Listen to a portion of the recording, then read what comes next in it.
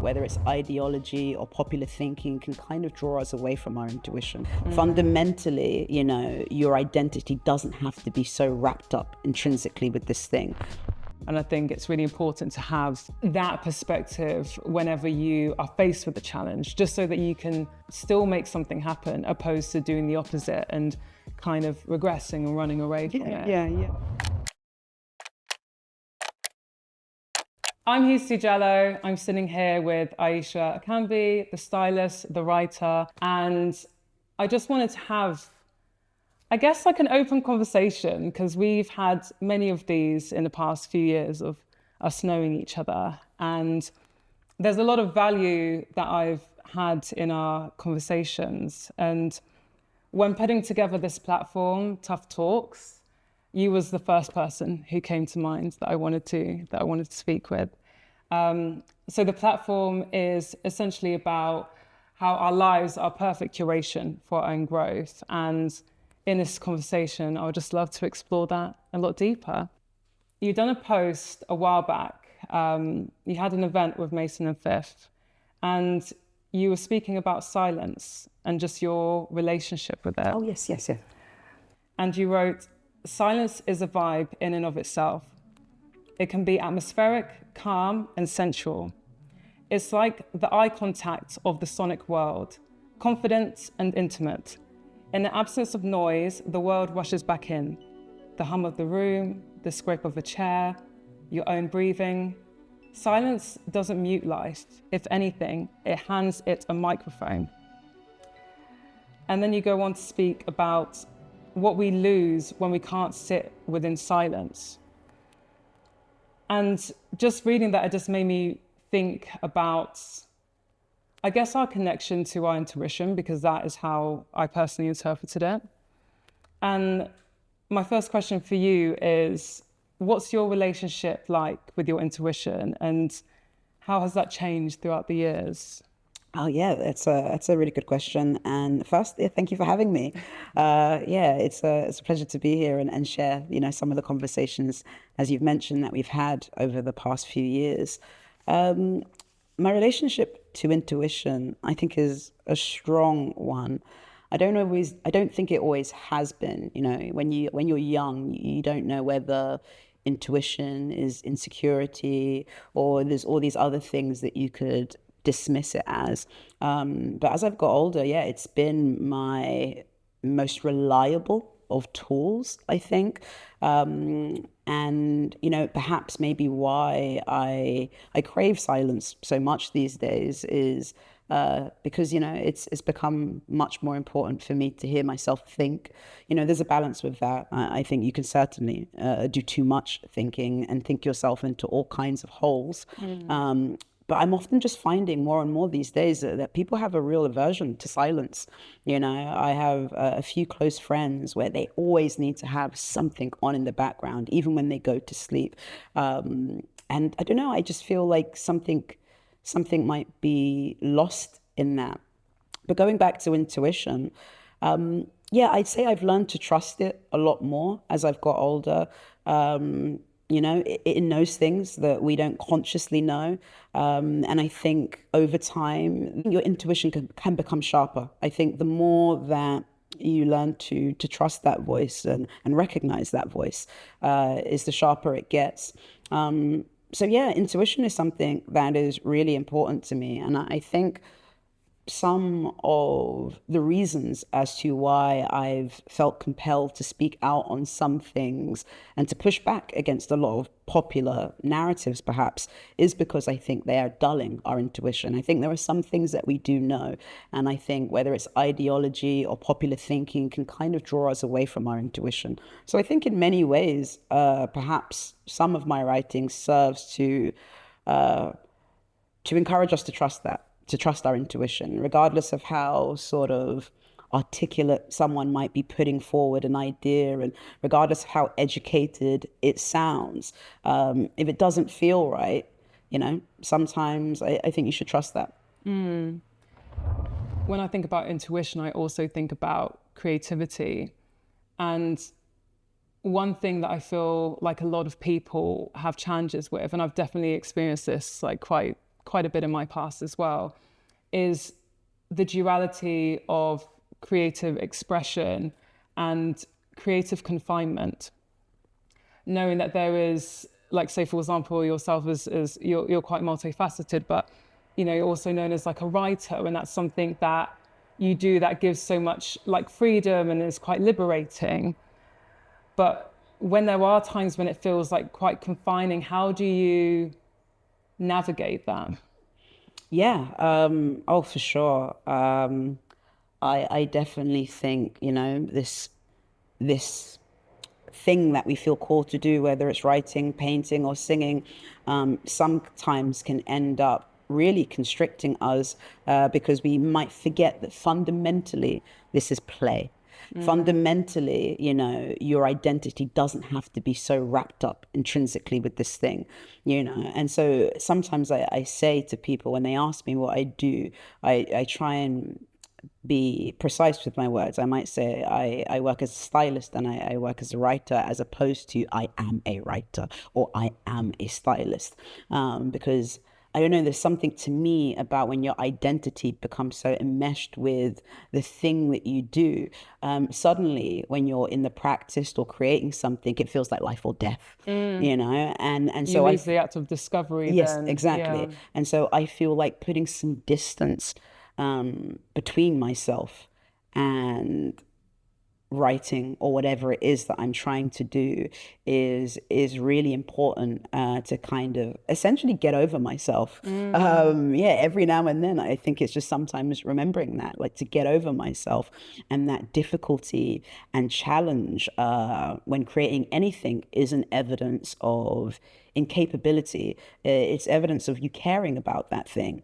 It's so easy, I think, when we struggle with something to think, oh, okay, well, this is proof that, you know, I can't do this, I shouldn't be doing this. If I could do this, it'd be easy, you know, and nothing can be further from the truth, and nothing can kill creativity faster than that. And so I think I'm always in a constant process of learning to get over myself, you know, and learning to take these things, even if I want to talk about serious things, but to take myself less seriously while doing it. Yeah, because otherwise, yeah, you do find yourself, as I have done, we'll probably get onto it, you know, with the book. I was writing a book and found myself in a very difficult headspace that made it very challenging to write. And I think some element of that is the inability to get over myself, or the once inability to get over myself. Yeah. I know that you spoke quite candidly about that on your Substack. I think that was like the first post that you had done. And you speak about that relationship of being able to like create. And then I guess like also like an aspect of that is you're also creating for an audience, and there's like a level of expectation there. And there's a certain weight that comes with that. And it just makes me think about when an opportunity like that comes, which is, you know, an amazing opportunity to you know, have like a book deal and be working on that, and you have an X amount of time to do so. And I would love to just hear a bit more about that journey of doing something that you love in terms of writing, and then also writing for an audience, and then having that internal battle that you was experiencing that put you on this, a bit of a journey, really. Could you speak a little bit more about that? Yeah, it's interesting, and I don't even know if I completely, at this point in time, know exactly what was going on there. But, you know, when I first started writing, perhaps like many people, is because I felt like I had no one to share what was on my mind with. And so writing kind of allows you to speak to everyone and no one at the same time. And I didn't really have any real intentions with the writing. I didn't necessarily think about an audience. I guess I just wanted to express how I felt and just see what comes back. You know, maybe find people like myself or people who could clarify some of my thinking, or, you know, maybe it was like sort of like market research in a way, putting this idea out into the world and just seeing how it lands. And very quickly it built an audience that I wasn't really expecting. And at that point, I was pretty relentless. Twitter was my main medium back then. And I would say, I'd planned to say one thing, and then all of a sudden, more and more and more would come out. And the audience grew, and writers that I'm aware of started following me, and lots of public figures, some of which I've grown up knowing about. And it was hugely flattering, but also quite daunting and overwhelming. And, I've never, even now, calling myself a writer can feel still like strange. I don't know if that's some form of imposter syndrome. I'm always comfortable most with the phrase just thinking out loud. That feels like the most honest thing. And so, from thinking out loud, it kind of created this world around me. And, I was suddenly being invited to a lot of places. And again, it was hugely flattering. But I think I was having trouble I was suddenly around lots of intellects and academics and people in politics and as well. And that's not really quite the way I envision myself. I wouldn't call myself an intellect, certainly not an academic. I'm engaged in politics, but again, I wouldn't say I'm a political person as far as most people understand that word. And so coming to write the book, and, having a lot of people believe in me, and a lot of people tell me they were looking forward to it, and I think I had like the New Statesman, put it on its books to watch list before I'd even written the thing, and I felt all of this pressure, and, more so probably from myself. And I just sort of, I didn't know how to approach it. I was already writing about topics that were quite difficult, topics that were explosive and heated, and I wasn't saying the popular thing. And I wasn't coming at it at the perspective I was coming at to be a contrarian or to be needlessly provocative. This was just my honest opinion, and it didn't matter to me about having people who already agree with me, give me a round of applause. It was very important to me to write to those people who think the opposite of what I'm saying. And so when that's your aim, the way that you approach it is really different. You're walking a very fine line. Your language it has to be very, very specific. And, I've always shared opinions that are not necessarily the most popular, or at least not the most popular in a creative environment, in a progressive environment, in a liberal environment. And, it's always been surprising to a lot of people that I don't get a lot of pushback. And I think that's because I choose my words carefully, and I'm coming from a certain place. I'm not coming from a political place, I'm coming from, if anything, more of a psychological, perhaps, semi-philosophical place. And it's easy doing that, or not easy, it's easier doing that when, you only have a few characters to kind of play with. And I think I sort of got quite good at condensing what I wanted to express, in just a few words. Doing that all over a book is a very different beast. I learned very quickly, and yeah, just so much was happening around the time. I think I got the deal towards the end of 2019 with the expectation to maybe publish in 2021. And, a lot was happening, and also a lot was changing. A lot was changing within me as well. I was seeing a lot of people that I at least once thought had interesting things to say lose themselves to this, particular conversation, maybe through just kind of being so immersed in it, or this personality that they have online, suddenly just eclipsing everything else because they're getting attention for that particular point of view. And I saw this happen to a lot of intelligent people. And I didn't want to go out like that. You know, I see so many people get captured by their audience and audience expectations, and this pressure to kind of give people what they've signed up for, you know, and then that locks you into something. And I don't know, there was just so much going on around me that I think it was just important for me to not lose myself, and to not put too much pressure on myself. And at that point in time, at least with the pressure, I just wasn't dealing with it very well. And I believe that when the time is right, you know, a book will come. I don't worry about that part of things. The only thing I'm concerned about is just making sure that I'm in the best mental, emotional, and spiritual place for all that might happen after. Yeah.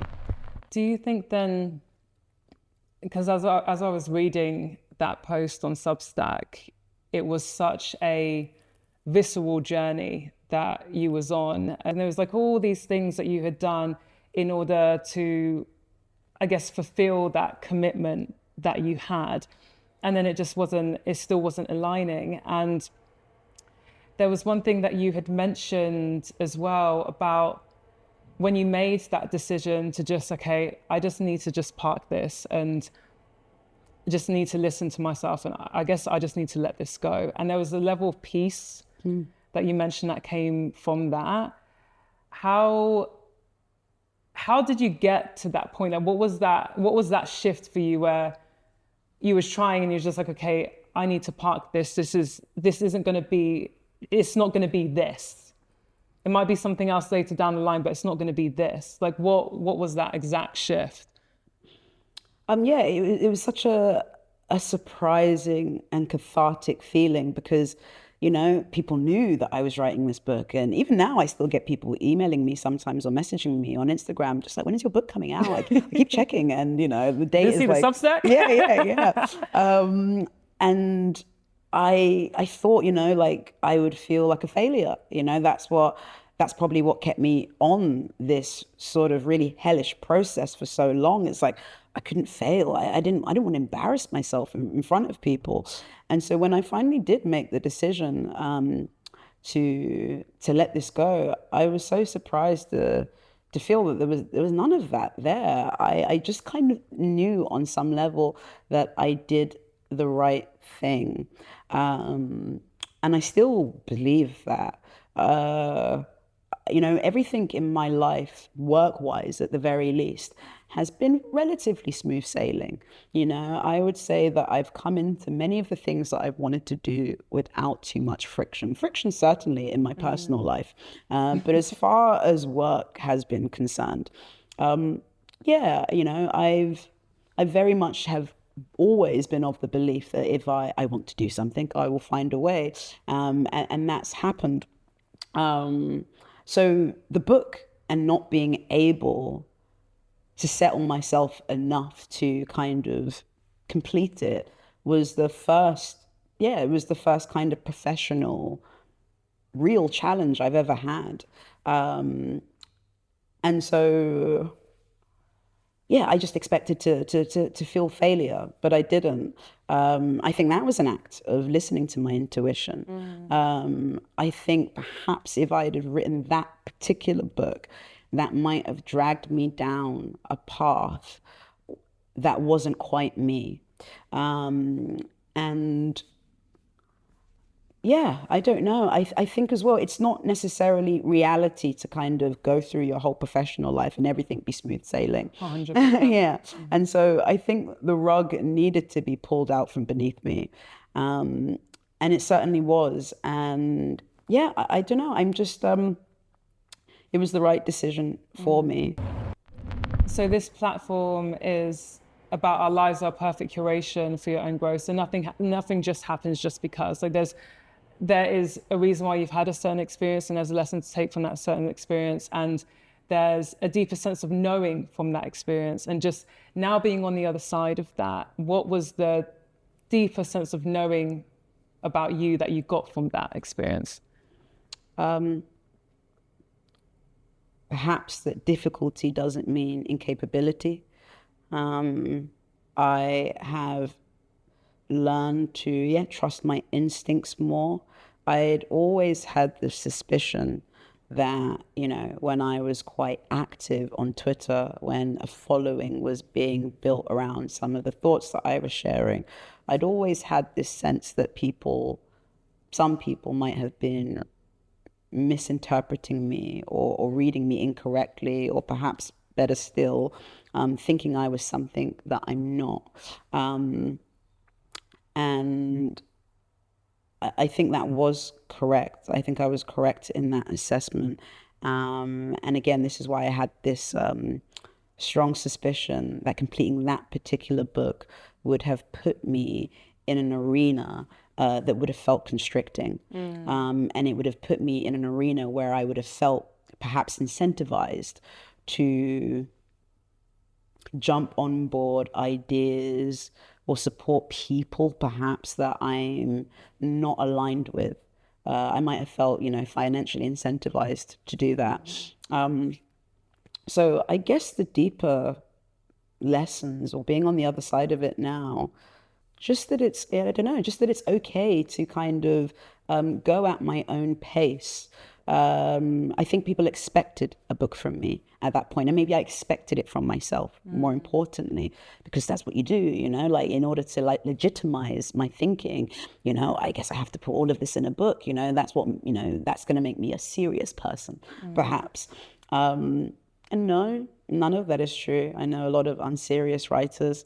And I just need to go at my own pace. I've always known that ever since I was a child, I've always understood that my life would not be quite traditional in all senses of the word. And I just trust that more now. I'm okay. I think that, it's, especially living in this world where we can see what our peers are doing in ways that we've never seen before. There can be this pressure to do things, to sort of level up with your peers, so to speak. But I don't know. All of that is a bit nonsense to me, and I feel very firm in where I'm going, even if I don't exactly know where it's going to lead me to. I have all the confidence and faith that I'm going in the right direction.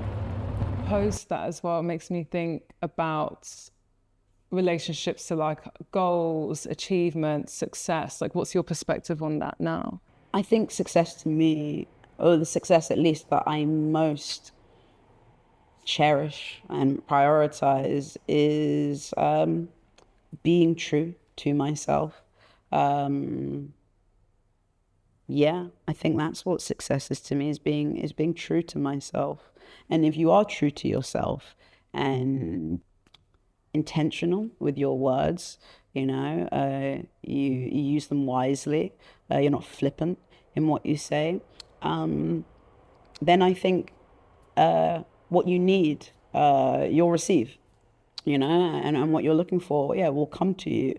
And so I've never necessarily set out with that many goals that I could write down. For me, I've always just kind of, wanted to do what felt honest to me. And doing what feels honest to you is sometimes really challenging, because what's honest to you may be completely different to what everybody else is doing and thinking and thinks is a good thing to do.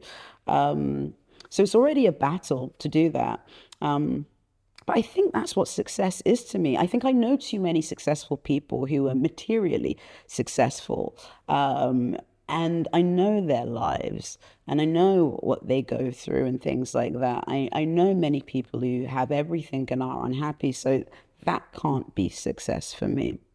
So I think it's just, remaining true to myself, connecting with people in an honest way, staying open-minded. Because I think it's quite interesting when we think about success and achievements, because I also feel like it's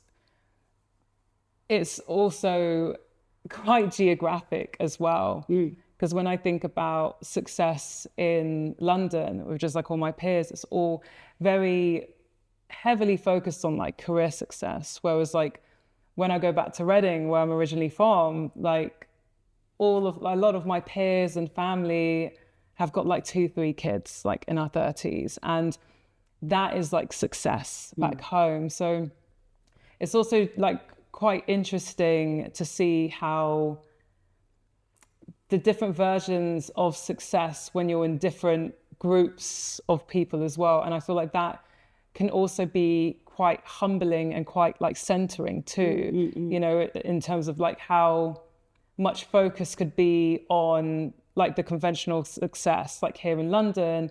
And then like, because you're originally from Southampton, like going back home and it's like a completely different perspective, you know? Yeah, no.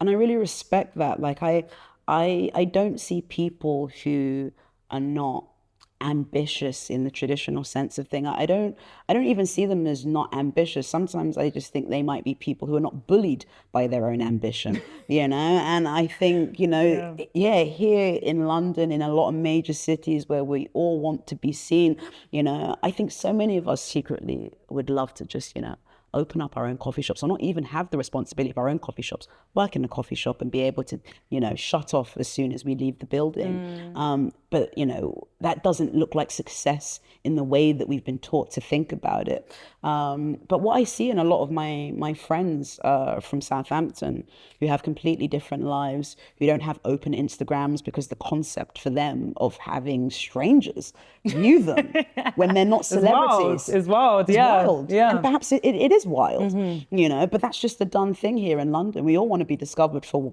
whatever sense, you know, regardless if we're doing things in public or not. And that's how I see them. I look at a lot of those people not as lacking in ambition, but just not bullied by this sense of needing to achieve this to be someone, needing to achieve that to be, you know, to have respect. And I admire it. There's the aspect of success in terms of like having that body of work, having that, you know, going to somebody's Instagram and seeing, oh, they've worked with this person and that person, their work's like amazing. And that's just very much like the mindset here. And it's so interesting because I feel like I've spoken to like some friends who feel as though they constantly need to produce, you know, that there is this level of hastiness, you know, and I think there is a duality to that as well, is like, you've got these ideas, like definitely move on them. But then there's also an importance of allowing those ideas to bake, allowing them to have the time that they need to fully develop. And I guess like finding the right balance of that. But there's always this perspective of, as you're just as good as like your last body of work. So there's this constant need to just like keep creating. Like what's your relationship been? Yeah, no, I think, you know, someone asked me very recently, like, you know, Ayisha, do you feel some kind of way about the fact that, you know, a lot of the interviews of you online are quite old at this point, you know, and I guess the implication is, you know, do you think you should be doing more? You know, do you have any ill feeling about any of that? And again, no. You know, like even today I started writing an essay about something I've been thinking about, you know, or I first thought about 3 or 4 years ago. And it's only now I think I have the words for it. You know, it's only now that I feel like, okay, approaching this is going to be fun and fairly easy to do. Not even fairly easy, it's just that I have the words now. Like, you know, as you said, like the idea has been baked, you know, like I didn't just sprout it off for the sake of having to put something out there. So yeah, I think I feel fairly at peace with that kind of thing. What would be your advice to somebody who feels that constant need or that pressure to constantly be creating and constantly be putting things out, just to feel like they're in the game a little bit more as well, I feel like consistency doesn't have to be constant, you know, constantly, rather. And I do think that when you constantly kind of put things out there as well, I think there's a way that you can kind of dilute what you're doing, or maybe what you're doing kind of becomes much more throwaway. I think, familiarity breeds contempt, and I think, when we think about people in our families or even some of our closest friends, like the way that sometimes they're able to get under our skin in a way that others can't is because we know them really well. We see them all of the time. And so, I think about some celebrities or people in the public eye who use social media a lot, and many of those people, I think, have probably weakened their reputation through doing so. Because you start to lose this idea of what should be shared and what shouldn't be shared, what's personal, what's public. I think those lines start to become blurred, and then maybe sometimes you start to do ever more either extreme things for attention, or you start repeating yourself in ways that are just uninteresting. I think if you give yourself time for things to breathe, to really think about things, I think maybe then, people will be putting out works that are insightful.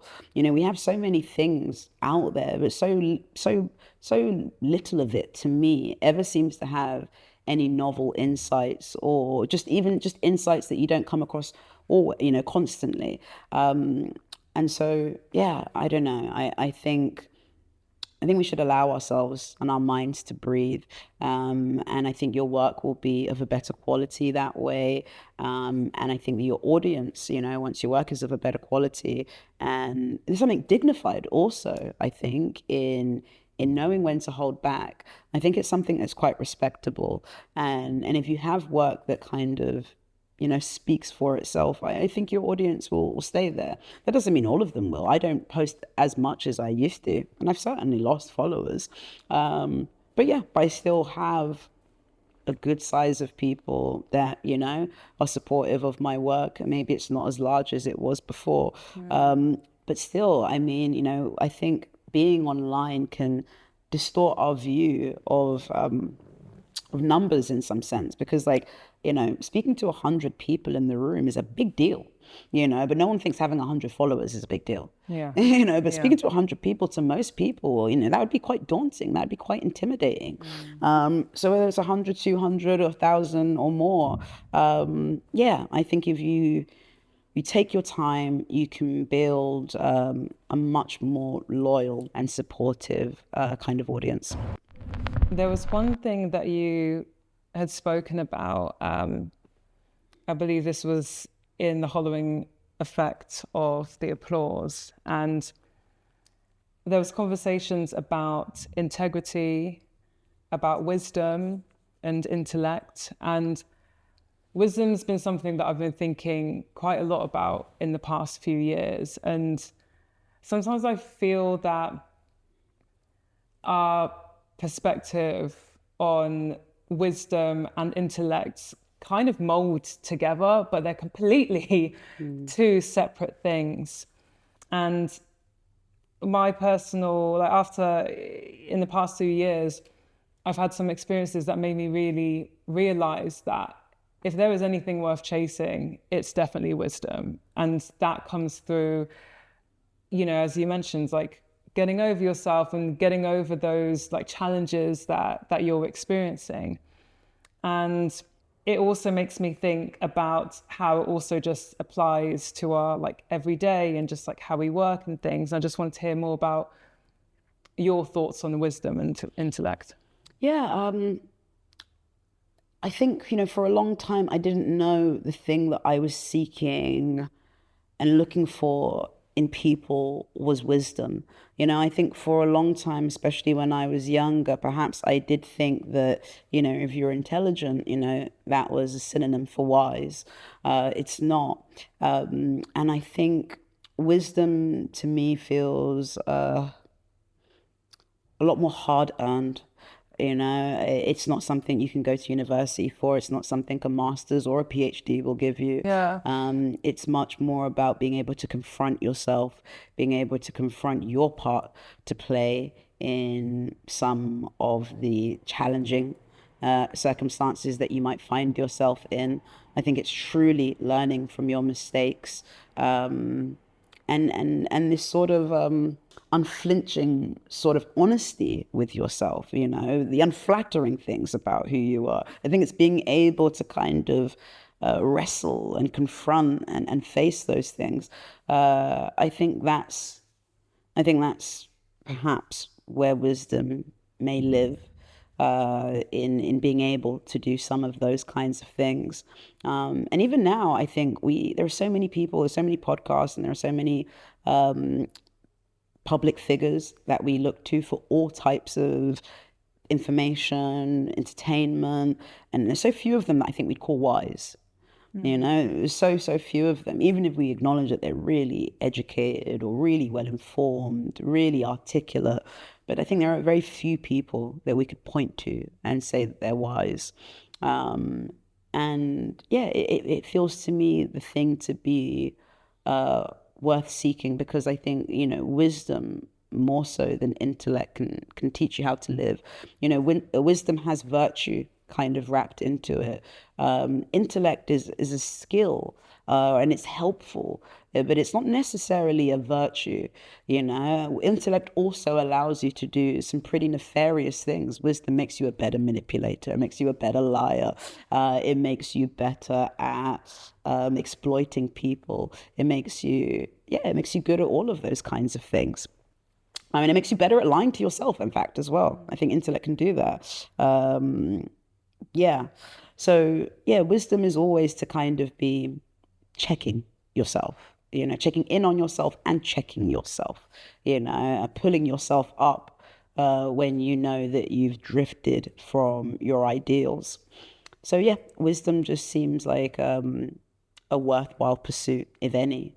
What experiences have you had in the past where you feel as though you had gained the most wisdom from?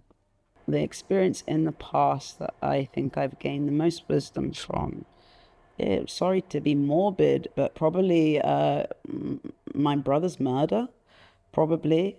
I think it forced me into myself in a way nothing else could. You know, it forced me to kind of ask questions about my own ideals, values, beliefs, why I want them, where are they coming from, you know, why people do unspeakable things, and to kind of get to the bottom of why people do heinous things. You sort of have to kind of get rid of this knee-jerk judgment that you have. Because when you have this knee-jerk judgment and this knee-jerk need to moralize everything, people don't tell you the truth, you know, because they don't want to be judged by you. But when you kind of can meet people, you know, in conversation without any of that, for the purpose of truly wanting to understand, I think that's what that situation did for me. Yeah, maybe that's a better way of putting it. I think my brother's murder very much made me have a ferocious, almost pathological need to understand things. And I think once understanding is more of your driving force, more than any other, I don't know. Yeah, I guess you can learn some wise lessons from that. I think what's really eye-opening from what you've just mentioned is how you lent into it in a way of just wanting to understand. For a lot of people, that can be quite an easy switch. Like, you could either go left or right when something happens like that and what you've experienced. And you went the way of, I want to deeply understand people. Whereas some people can go a different way and just completely reject absolutely everything and go down a completely different path. How did you, was that just the first thought that came to mind, like in terms of leaning in that direction? Yeah, it's funny actually that you talk about these different paths, you know, these two paths that you can go down. And for me, you know, at that time, I think I saw two clear paths. There was a path that I could go down where I'd be very understandably resentful, angry, perhaps even, you know, some people might say justifiably hateful.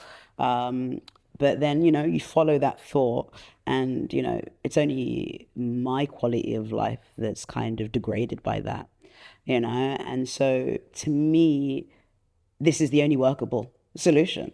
You know, the other path, if I want to have a decent life, a good life, a life that I can be proud of, well, then option B is not an option, you know, because I think it would be unfair to myself to live in that state. It's heavy to kind of carry a constant sense of like resentment, a chip on your shoulder, this sense that you're owed something because something terrible happened to you, walking around and feeling distrusting of everyone. And I don't know, that just feels like an awful way to live. And so to me it just seemed like, well, this is the only logical solution to kind of deal with this humongous thing that has happened, you know, without kind of falling into this knee-jerk resentment and hatefulness, which I completely do understand. Was that thinking quite linear though? Did you delve into the latter at all? Was there like a kind of push and pull with that? Or was that just like instinctively, you was just like, okay, I'm leaning this way? Because I know with some people there is a bit of a battle before it kind of gets to that stage. Yeah, it's interesting. I think, you know, my brother dying in that way is like the first time anyone close to me I'd ever had to really, truly grieve. At that point, you know, I'd known some people that had died, but none of them were very close enough to me to make the huge and profound impact that my brother's death had. And I think the way that I've learned from that situation, I was 24 at the time, and I think the way that I learned about how I deal with grief and intense, uncomfortable emotions is to think. Yeah, I think that's what I learned because it was kind of instinctive. You know, this thought just came to me. There's two paths here, you know, and it wasn't the way that I think it did something. It opened me up in some kind of way. Like that experience kind of helped me understand myself. It cleared a lot away. It cleared a lot of distraction away, you know, and I was just kind of left with myself. And I think my coping strategy, when met with immense difficulty, is to try and understand. Anything other than understanding, as far as I can see, leads to a lot of unpleasant feelings, which ultimately kind of worsen the quality of your life. So it just didn't make sense to me. Yeah. So I think I almost go into kind of like a very cold, you know, clinical, what to me feels like logic. Yeah. To kind of cope with that kind of thing. Yeah. What would you say, and I guess to wrap each of these episodes, I'm asking people, what are your 3 tough philosophies that you live by? I quite like the golden rule as best as I can. You know, I just try and treat people the way that I want to be treated. So a very simple one. And even though everyone is going to fall short of that, I certainly fall short of that. But it's always having that in mind, even when I have fallen short of it, always helps to bring me back to a place of being reasonable. I think. So yeah, even if we fall short of it, I think if we're aware, if we always have in our minds like, well, actually, how would I feel if someone did this to me? You know, I don't know. It has a way of kind of steering you back on course. I guess, and also understanding that everything is like cyclical. Yeah, exactly. You know, exactly.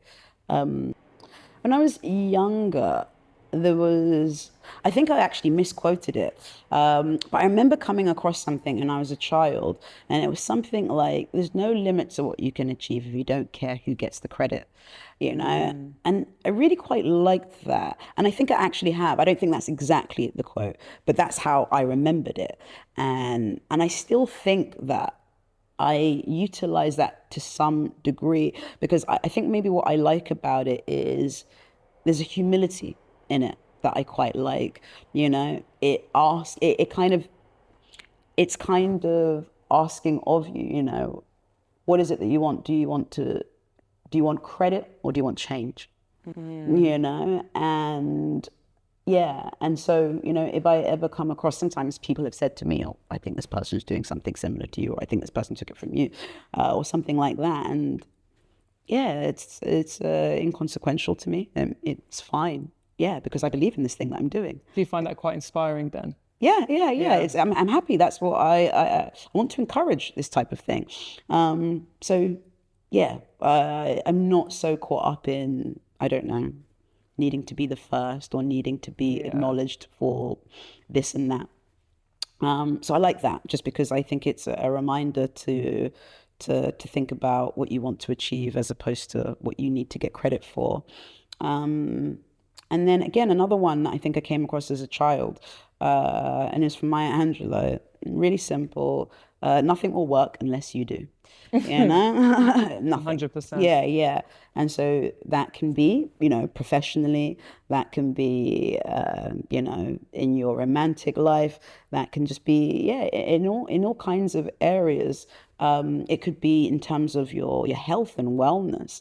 You know, if you're not working, you know, internally, then all of the things that you want to achieve externally won't work either, or they won't work for very long, or they'll have very adverse effects on you.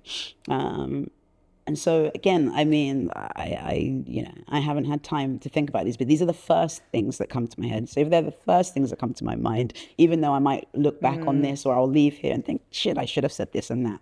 No, it's perfect. It's off the cuff. Exactly. You know? So they must be lodged in me somewhere quite deep. If that was my first, that was the first thing that I wanted to say.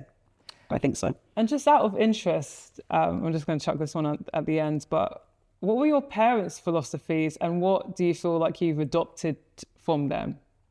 Yeah, you know what, when I was younger, growing up in Southampton, that was predominantly white, and everyone seemed to have so much chiller parents than I did. You know, they didn't seem to have a curfew. I did. You know, my mum was so on me about like my education and homework and stuff like that. And it just seemed like everyone around me just had parents that were so much cooler and more relaxed, and like they were friends with them. And I wasn't necessarily friends with my mum growing up. She was certainly a mum. Constantly reminded me that I'm not friends. I'm not your mate. I'm not your friend. Exactly. That's how my mum would always say it. And thank God, now that I'm older, thank God that was her approach to parenting. I think I really needed that. And I think it's instilled a certain kind of resilience in me. You know, in many ways, like we're living in a very sort of therapeutic age where we're a lot more psychologically versed in diagnoses, in just, you know, psychology and therapy speak, you know, and things like that. And, you know, I come from an African background. My parents are Nigerian, and they don't have any of that, you know, and there are some elements of them not taking that stuff seriously, or which can be really quite detrimental. But there are some elements of that that I personally, I wouldn't say for everyone else, but I personally find a lot of value in, because, you know, for my background, it doesn't matter about what challenges you have, you know, whether you struggle to read, to write, whether you have ADHD, this or that, it doesn't actually matter. That is not any excuse to not achieve, you know, and again, you know, they might have had a certain idea of achievement that might be different to mine right now. But I think what it's allowed me to do is, regardless of any setbacks that I've had, you know, that is not a reason to give up. That is not a reason to not continue to go every day. And so I really quite like that. There is an element of me that does quite appreciate the fact that, you know, many African countries, if not all African countries, are not quite where we are, you know, in our sort of understanding of a lot of psychological concepts.